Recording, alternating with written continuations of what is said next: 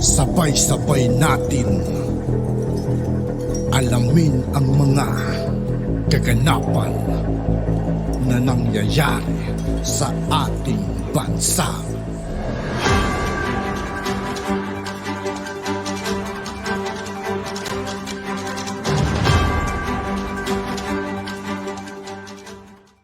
Yo, what's up mga kaibigan? This is I2K po again.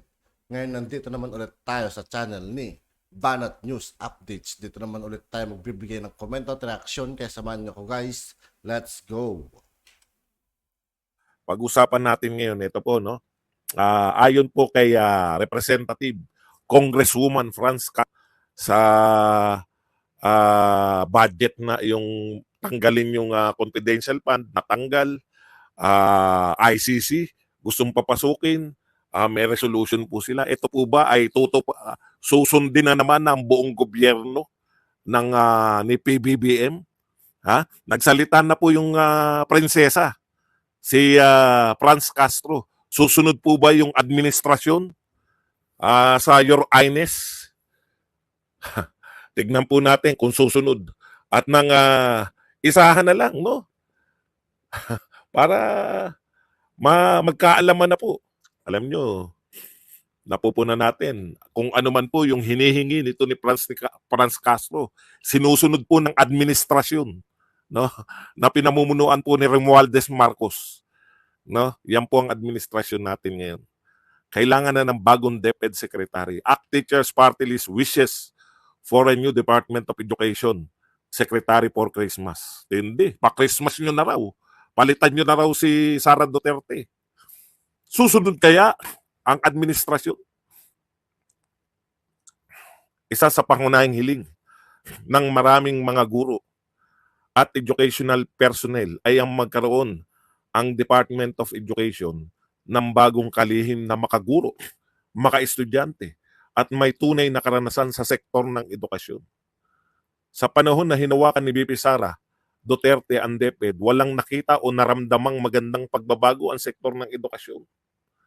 Nanatiling mababa at hindi nakakabuhay ang sweldo ng maraming guro kawani ng mga eskwelahan. Nanatiling bagsak ang Pilipinas sa iba't ibang international student assessment, kagaya ng PISA. Tuloy-tuloy rin ang pag-red tag at mga atake ng DepEd sa pamumuno ni Sara Duterte sa mga guro at kawani na nagpapahayag ng kanilang panawagan at interes. Yan po ang katwiran. Red tag na naman pala. Kaya pala gustong ipatanggal dahil nagre-red tag daw. Alam po ninyo, no? Yung pong sweldo ng mga teacher, nakakatawa, no? Pinupunan mong maliit ang sweldo ng mga teacher. Alam po ninyo, hindi trabaho ng DepEd Secretary. Sino ba DepEd Secretary ang ayaw na mataas yung sweldo ng mga teacher? Yung DepEd Secretary po ba ang nagpapasya ng sweldo ng mga teacher? Ano nga tayo, no? Balikan lang po natin, no? Hindi po ba yung DepEd Secretary siya po nang hihingi ng budget sa administrasyon? Diyan po sa inyo, sa Kongreso. Di ba nakaharap niyo na yung DepEd Secretary? No? Bakit mo inaangal yung pagtaas ng sweldo ng mga teacher samantalang nasa inyo po, no? Nasa inyo po yung power of the purse. Gusto mo palang tumaas ang sweldo ng mga teacher. Ang tagal nyo ng congressman. Hindi po nawawalan. Buwat po nang sumali yung AK. Hindi po nawawalan ng congressman. Hindi ba trabaho nyo yan? Hindi po DepEd Secretary ang nagpapataas ng sweldo. Legislation po yan. Di mo ba alam yun, Franz? Diyos ko naman, yung sinasabi mong PISA report, kauupo pa lang po, yung test po na resulta, yan po yung estudyante pa, ikaw naman parang hindi ka naman teacher eh. No? Yun yung mga inaangal mo. Mababa ang sweldo ng mga teacher, kasalanan ng DepEd Secretary. Kailan pa?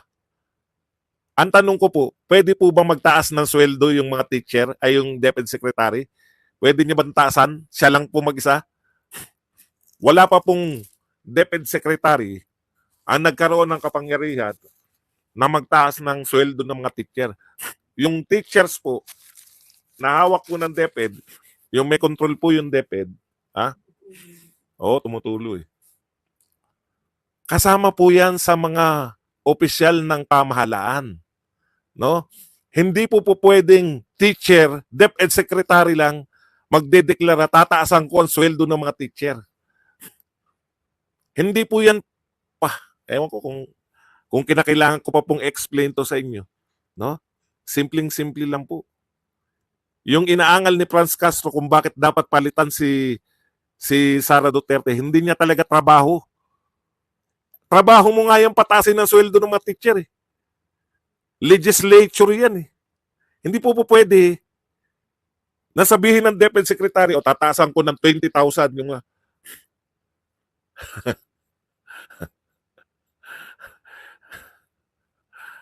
ngayon, sundin niyo po. Di ba? Spoiled sa inyo yan eh. PBBM, sundin mo.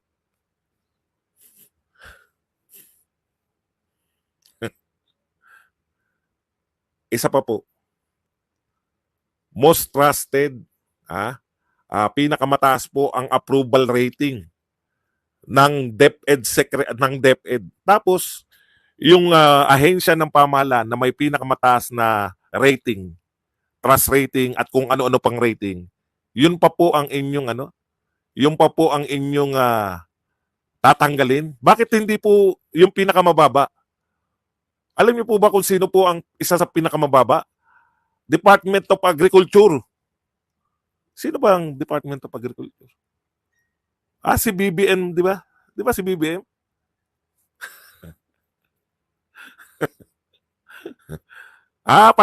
Pinalitan na pala. Hindi na pala si PBBM. Sorry po.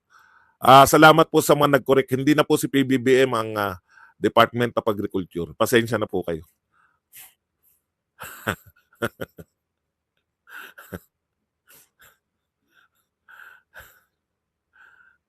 Patawa talaga. Okay, punta na po tayo sa iba. Ito po, pinagmamalaki po nila to lahat. Nagugulat po ako. Ito muna. Ito si Thea Tan. Hindi ko alam. May ano yung... Lagi ko po nakikita to. Hindi ko po alam kung ano papel niya. No? Nitong Thea Tan. Lagi ko pong nakikita yan. Naririnig yung pangalan.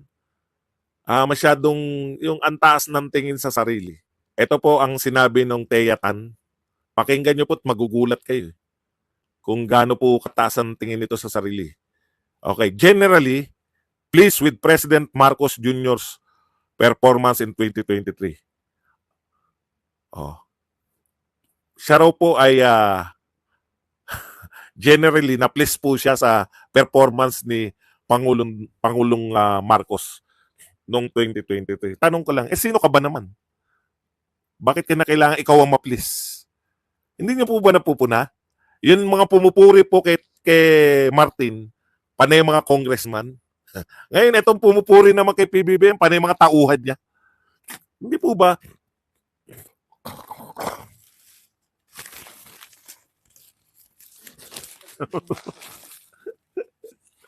May halak. Hindi po ba mas maganda na survey, di ba? O kaya mga mamamayan yung pumupuri, o kaya mga grupo man lang, hindi na yung mismo mga tauhan nyo pumupuri sa inyo. Masyado, alam nga naman hindi mo purihin yung, ewan ko kung yan po ay tauhan ba ng pamahalaan o hindi. Hindi ko po maintindihan. Lagi pong mga tagapagtanggol po yan.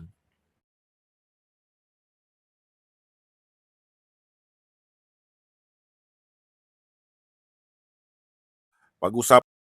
At yun nga po mga kaibigan, dito po nagtatapos ang ating reaction video. Muli ako po si I2K ng Sundalo ng Dunggalo. Maraming salamat sa patuloy na pagsuporta. Yeah, peace out.